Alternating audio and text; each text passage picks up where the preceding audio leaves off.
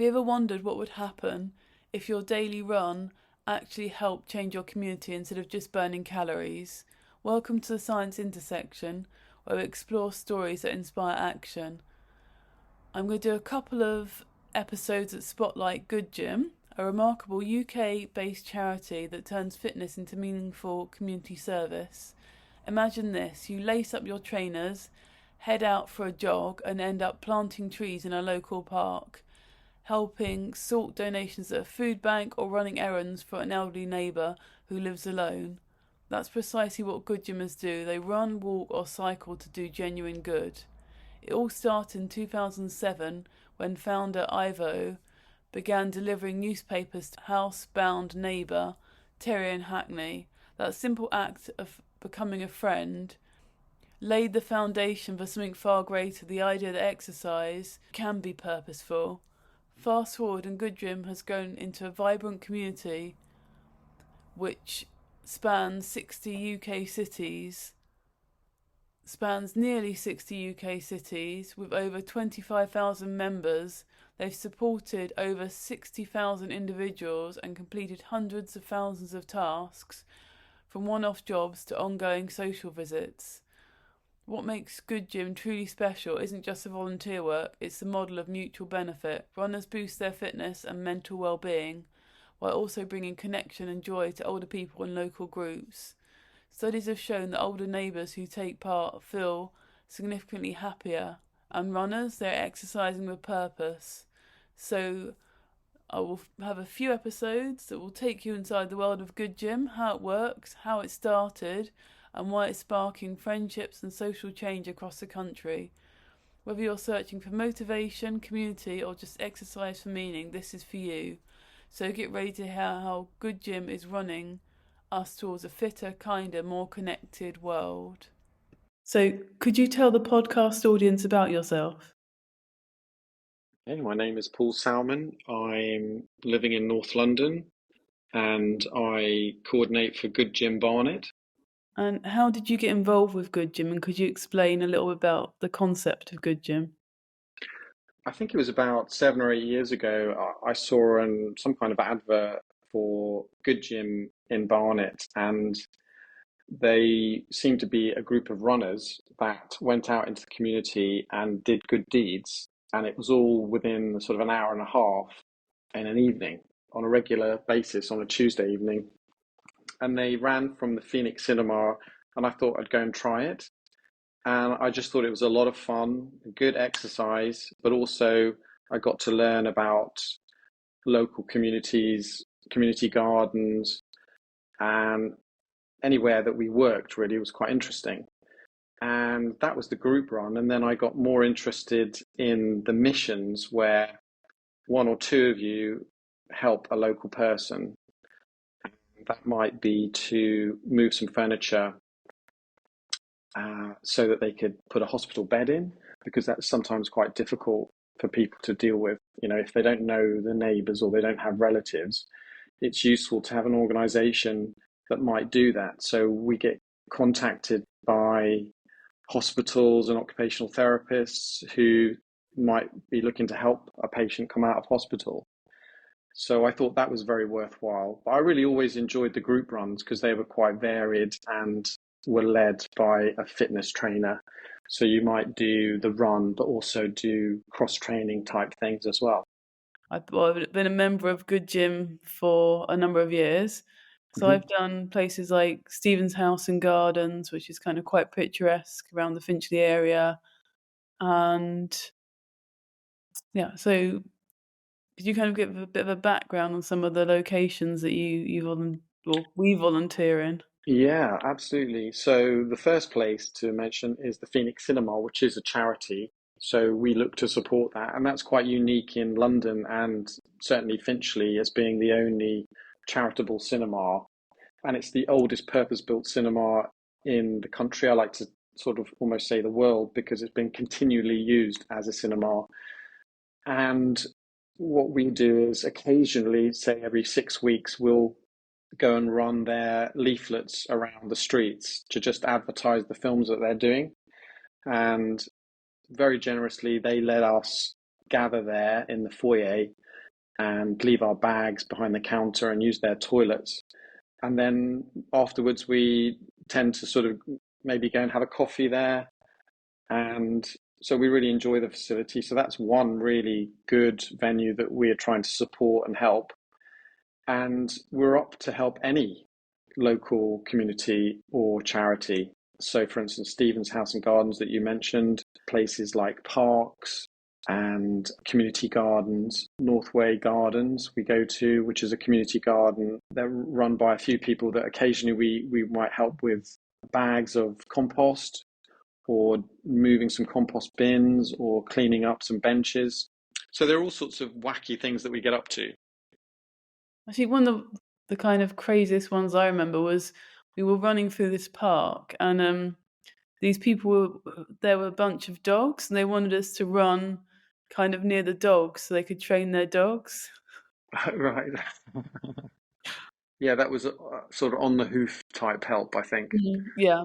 Yeah. But I mean, we're always looking for organizations to make contact with us to see if we can help them. We tend to need them to be in the local area, like round East Finchley or Barnet. And then we also help things like park run through the week. You know, on Saturday we do things for them, and we do litter picks, and we do leafleting for other organisations like churches, and we've also delivered Christmas presents to the local estate for a charitable organisation. So anything that's connected with a charity, we will try and help, and also local people. I mean, during COVID, I was regularly taking medication to a woman who hadn't left her flat in 2 years. Yeah, every few months I'd sort of see her with a medication and just see how she was. But I might well have been the only contact that she had during that period.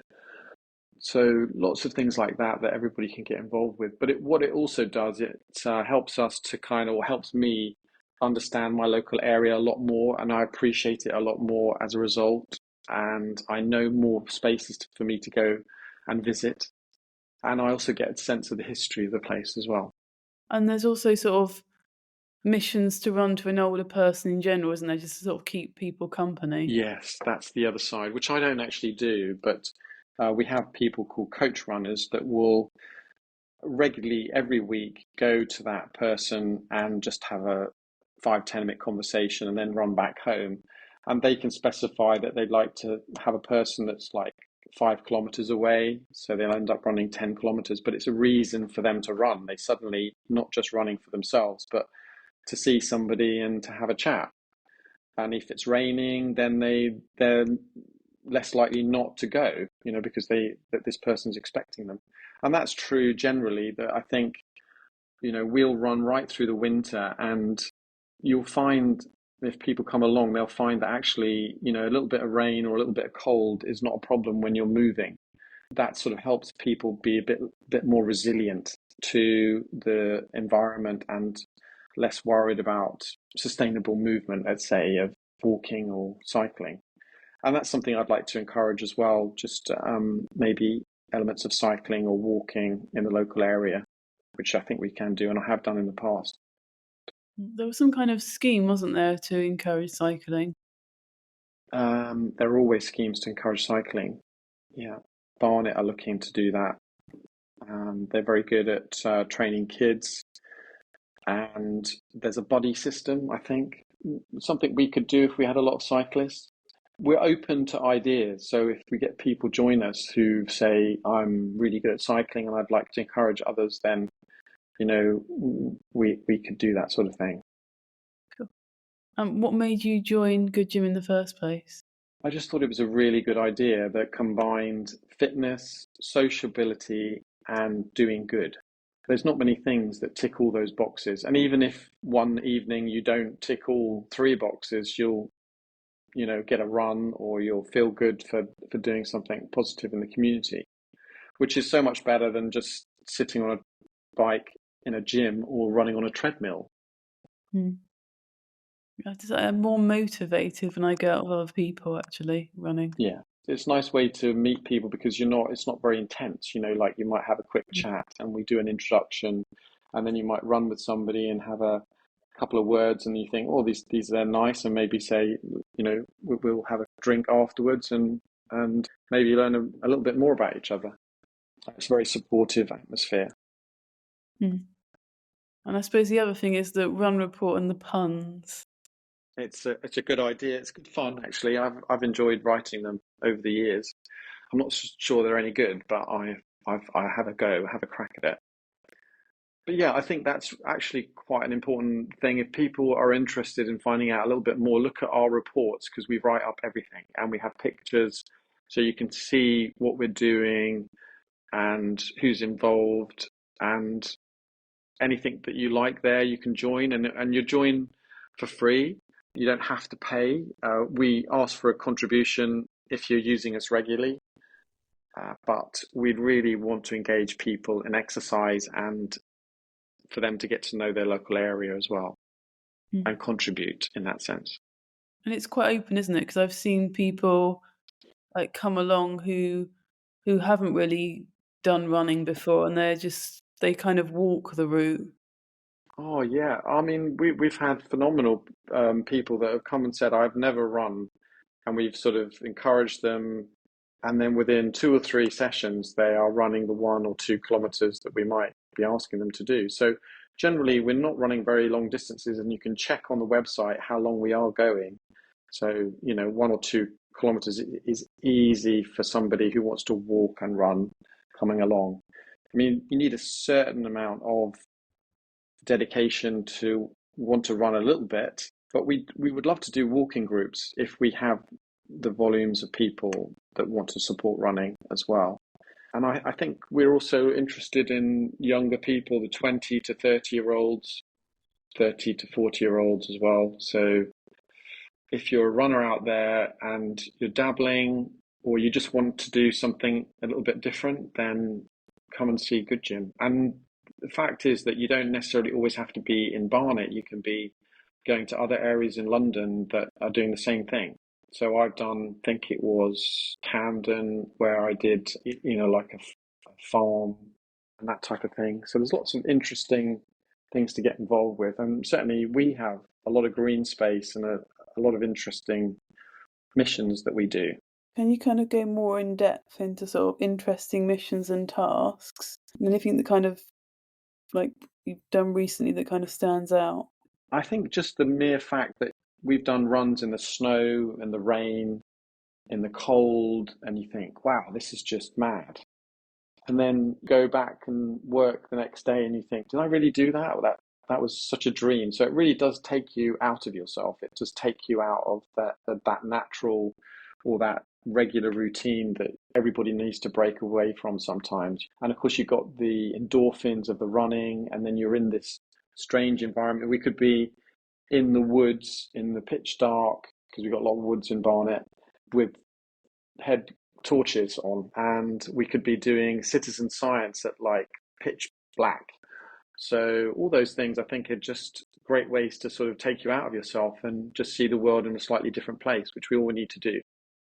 And it's kind of promoting things that are positive for the environment, so like the tiny forests and things like this. Yeah, so that's been a really important addition to one of our runs, the tiny forest. And we, with another good gymmer, approached the council and said, we think this is a really good idea.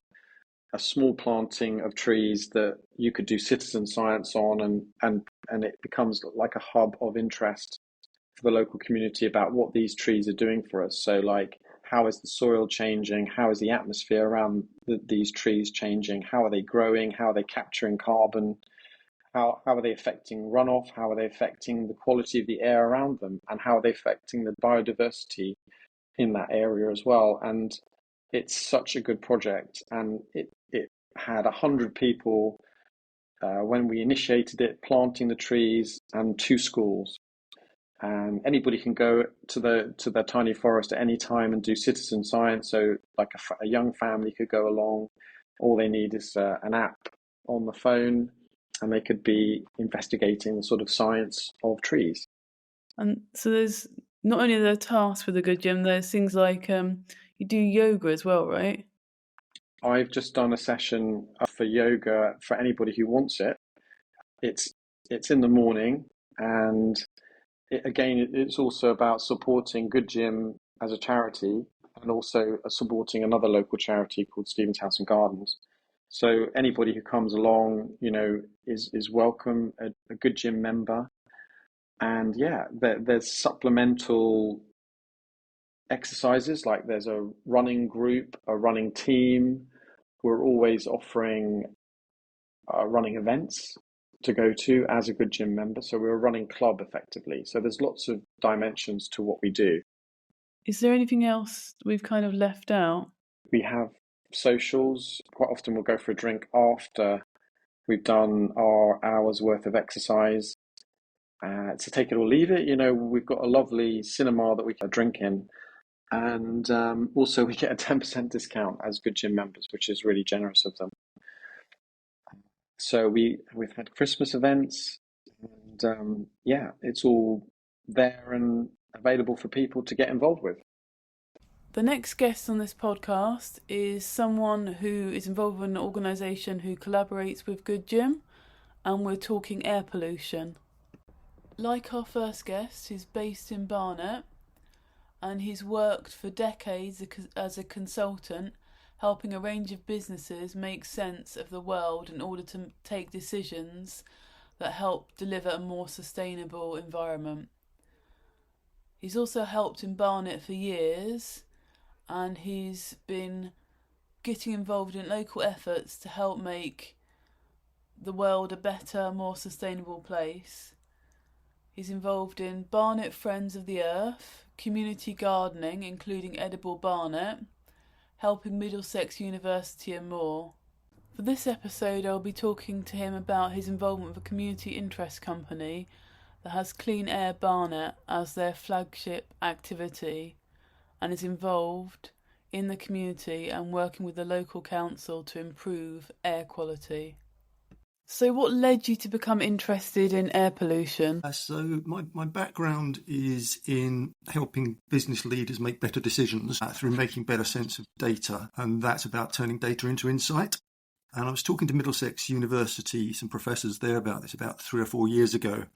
And it was about the same time as the ULEZ expansion was being discussed. And we were just talking about air quality data and how most of the conversations we were hearing in North London about the ULEZ and air quality weren't based on any data whatsoever. And so we were looking at what available data there was in the public domain and what council data had. And we found that very little insights were being shared in any meaningful way with the community. And so we started looking at how could we turn what we could find out into some insights and start communicating it either through meeting up with people at events or through publishing some reports looking at what then was the Breed London network of data, which had data from, at that stage, 5 sites across Barnet for a couple of years. So we got into discussing that also with university students, and that led us to being asked by the council to do a little event which led to an installation at Edgware Tube Station for the 100th anniversary of Edgware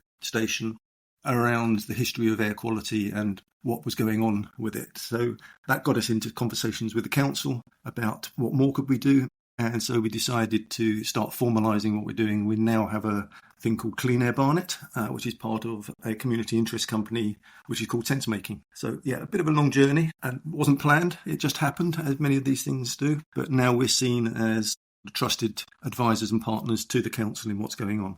Out of interest, what else does Sense Making get involved in? In the past, it's been a company that I've worked with organisations to help leaderships think about the future in broader sense in everything about sustainability. And so looking at the water industry, the food industry, and where the direction of travel for those. So it's very much about the skills that I learnt when I worked for a large company for 30 years, applying it with smaller companies that can't afford big consultancy work, but doing it on an affordable basis to help people become better business leaders, making decisions in light of the sustainability challenges that we face. And now as a community interest company, we're expanded into citizen science activities in air quality with using portable monitors and looking at seeing where we can do other activities around maybe flood risk and flood and water purity and citizen science. So anything that really engages communities in better conversations that lead to better decision making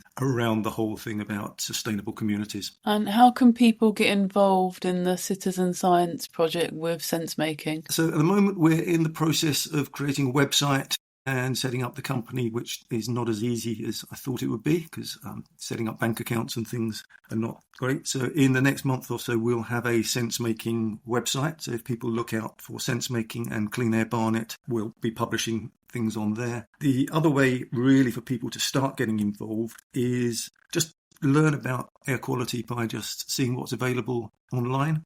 Talk about it to friends and relatives, and if parents, talk to their schools and get schools involved in air quality monitoring. Contact the council either via councillors or via the public health department, who we're working with, because they're looking at supporting citizen science across schools across the borough. Talk to your MP and get them interested in supporting citizen science and also supporting the adoption of the World Health Organization targets for clean air, which at the moment the UK targets are much more lenient than the World Health Organization ones. So when the councils say air quality is good, it's actually air quality is better than the very lenient targets, but nowhere near as good as what the World Health Organization recommend for public health. So get involved, learn about it, talk to people about it, and then get involved in citizen science by looking out for our website and see how people can volunteer. Or if people live in the East Finchley area, can text their town team, because they've got some monitors and we help run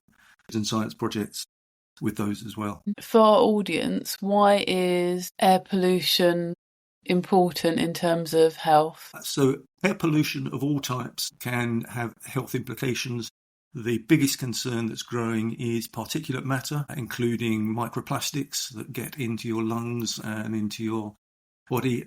There's increasing evidence of all sorts of impacts of small dust particles on mental health as well as physical health. There's a real lack of awareness of the quality of air indoors, and we spend about 80% of our days indoors, but no one's really at the air quality in the buildings that they live in or work in or play in, or how good the air quality in cars and on public transport is. There's also lots of things we can do as individuals just to reduce the risk that we have. Good ventilation, avoiding mould in your rooms, using air purifiers, avoiding combusting things, whether it's candles, gas fires, log fires, bonfires at home, vaping in the home. All of those things lead to increased indoor air pollution, which can damage health, especially young people, and older people are more vulnerable due to the young people having less developed lungs and older people just be more vulnerable to diseases. So it's important that people actually understand the topic, because they can do things to reduce their own personal risk and improve their health, and also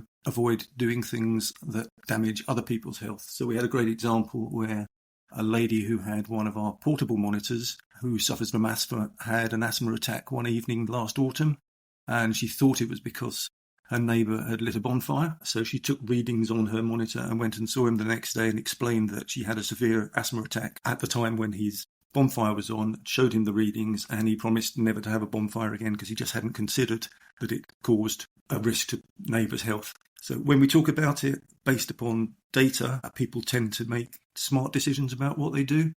Through using the monitors, we've had people say they get off the tube one stop earlier in London and walk the last bit because they found that the air quality in central London in the open air is better than on the tube. The great thing about that, it is also helps people keep fit and get some exercise. And so the more we can combine clean air with active travel and all health aspects and move it away from a conversation about it's about cars to it's about all sorts of pollution, and it's a public health issue, not about the right to own a car or drive a car. Actually, I'm kind of surprised that air pollution on the tube is worse than outside.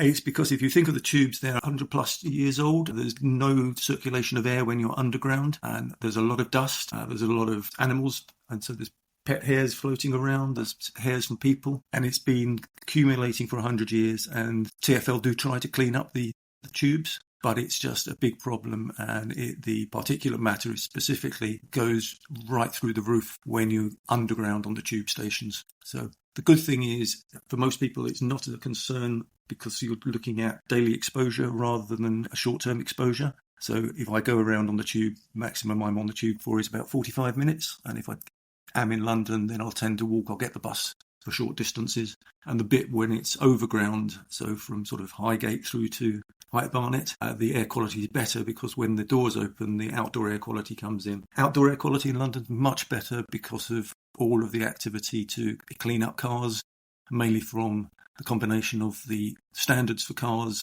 and tailpipe emissions and the shift away from diesel cars that's been encouraged by all the actions that the Mayor has done. But more importantly, reducing the amount of traffic on the road completely. So if you go into central London on the side streets, you're more likely to be knocked down by someone on a bike than by a car nowadays. So talking about the quality of air improving, so I suppose this is partly through the monitoring by projects such as sense making. So what have you found in general, and what have you found about air pollution as other sort of citizen science initiatives? So a couple of things. One is air quality is a very intangible thing. When I was a kid, we used to have a lot of smog, and so you could see and taste poor air quality. Whereas now, small particulate matter and gases in the homes, you can't actually see them most of the time. And so it's a very difficult thing to engage general public in because they just assume, especially in North London, North Barnet, we've got quite a lot of trees, and people go, oh, we've got a lot of trees, so the air quality must be good. So when people actually borrow a portable monitor and see the differences when they're in home due to different activities, when they're out and about, it's a tangible thing because you've got hands on a little bit of kit that connects to your smartphone and an app, and you can look at the data in real time. So there's a really good thing around how citizen science engages people, whether it's air quality or any other things. Counting butterflies was a recent one. It really engages people in the science and the data rather than just having emotional conversations that aren't based on any facts or aren't evidence-based. So there's a thing about how can we engage more people across the borough and across North London to actually take action to protect themselves and do things, but also to feel like they're empowered. On the other side of the coin, what it's really helped us do is shift the conversation in the council away from it's about traffic and road policy. The council now, it's really about public health and a public health conversation. So the public health officers in the council are much more engaged than they were before we started working with the portable monitors. We've lent them to council officers and they've found it's changed their behaviour. One public health officer, she said she stopped going to her yoga class because she found that when they were burning incense at a yoga class, the air quality wasn't good enough, and so she thought she was doing something good for herself, but she needed to find a yoga class that didn't burn incense. So it's changed the conversation that we're having with the council, and it changes the conversation that we have with people that actually engage in citizen science or just engage in conversations like this one where we're sharing some of the insights and some of the little stories that we have. And stories are often the thing that connects with people the most. And so I found you through GoodGym. So how have you been involved with GoodGym, and sort of in general, which good gyms do you actually get involved with? So GoodGym, I first came across GoodGym because Paul Salmon and I used to have stalls at sustainability events organised by various things. Sometimes we organised them ourselves. And so we just started talking. Paul was interested in the air quality monitors, so we lent a few of the GoodGym people that. And so we bump into each other quite a lot. His daughter is a member of Friends of the Earth, Barnet Friends of the Earth that I'm a member. And so we sort of operate in similar circles of sustainability community activities. Quite a few of the GoodGym members have also joined Friends of the Earth and are active in citizen science with water and water clean-up projects that we're not involved in, but Thames 21 and Middlesex University are involved in. So there's a sort of ecosystem of sustainability champions that we're all part of. I've participated in a few GoodGym events. Most of them are sort of East Finchley centred, and I'm in High Barnet, New Barnet. So we've been talking to them about how we can get some activity around this part of Barnet. And as I said, the East Finchley Town team, through connections that we both had, they got involved in the air quality monitoring as well. So, GoodGym. So again, it's really, we get out and about and talk to lots of people and bump into people. Like we met at an event. And so the more we talk to people, the more we're building up a network of people that want to make a difference in our communities to make it a cleaner and meet the targets that the council agreed to, which is climate change action and biodiversity action. And often the council forgets the biodiversity bit, which a lot of what GoodGym does and what the clean air things, it's all about healthy nature and healthy people and healthy communities. It's sort of, we don't work directly with GoodGym, but we're good friends with GoodGym, and it's great that they get out and make connections as well and spread the word. Is there anything else you feel that needs to be covered? I think the important thing is try to encourage people to have an inquiring mind and ask questions when people say our air quality is good or the air quality is improving when electric vehicles come in, and just ask why and do a little delving. So electric vehicles, the challenge with them is tailpipe emissions are good, but so are the most modern cars. Electric vehicles are heavier and they have higher particulate matter pollution from brakes and from tyres than the best quality petrol cars. So there's a bit of a myth that electric vehicles are going to solve air quality. They're good for getting us off of oil and gas, but they're not the solution to air quality. And the real solution to air quality is in Barnet, much better public transport links, much greater use of cycling and walking and active travel. And that's one area where the council has a long way to go due to historic reasons of not being anything but a car-dominated borough. Thanks so much to our guests, Paul from GoodGym Barnet and Dave from Clean Air Barnet, for sharing their time, insights and passion with us for this episode. If you'd like to get involved, you can find out more at goodgym.org or look up Clean Air Barnet and Sense Making CIC to join the growing movement for cleaner, healthier communities. And of course, if you've enjoyed this episode, please follow the podcast, share it with a friend and leave us a rating. It really helps more people discover stories like these. Together we can run towards a fitter, kinder, more sustainable world.